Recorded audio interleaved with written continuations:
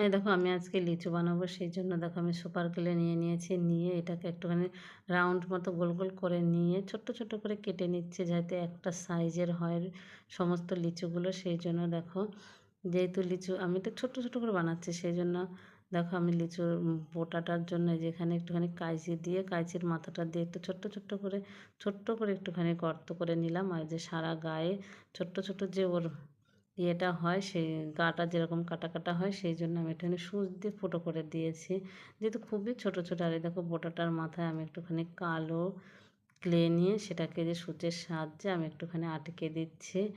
আর এই লিচুগুলো দেখতে না খুবই সুন্দর লাগছিল, আমার তো খুব সেই বাচ্চাবেলার কথা মনে পড়ছিল। দেখো কি সুন্দর হয়েছে, আমি এক ঝুড়ি বানিয়ে নিলাম। আমি তো লিচু খেতে খুব ভালোই বাসি। এই দেখো আমি আজকে লিচু বানাবো, সেই জন্য দেখো আমি সুপার কেলে নিয়ে নিয়েছি। নিয়ে এটাকে একটুখানি রাউন্ড মতো গোল গোল করে নিয়ে ছোট্ট ছোট্ট করে কেটে নিচ্ছে, যাতে একটা সাইজের হয় সমস্ত লিচুগুলো। সেই জন্য দেখো, যেহেতু লিচু আমি একটু ছোট্ট ছোট্ট করে বানাচ্ছি, সেই জন্য দেখো আমি লিচুর বোটাটার জন্য যেখানে একটুখানি কাঁচি দিয়ে কাঁচির মাথাটা দিয়ে একটু ছোট্ট করে একটুখানি গর্ত করে নিলাম। আর যে সারা গায়ে ছোট্ট ছোট্ট যে ওর ইয়েটা হয়, সেই গাটা যেরকম কাটা কাটা হয়, সেই জন্য আমি একটুখানি সূচ দিয়ে ফুটো করে দিয়েছি, যেহেতু খুবই ছোট ছোট। আর এই দেখো বোটাটার মাথায় আমি একটুখানি কালো ক্লে নিয়ে সেটাকে যে সূচের সাহায্যে আমি একটুখানি আটকে দিচ্ছি।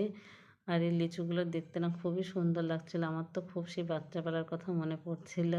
দেখো কি সুন্দর হয়েছে, আমি এক ঝুড়ি বানিয়ে নিলাম। আমি তো লিচু খেতে খুব ভালোই বাসি।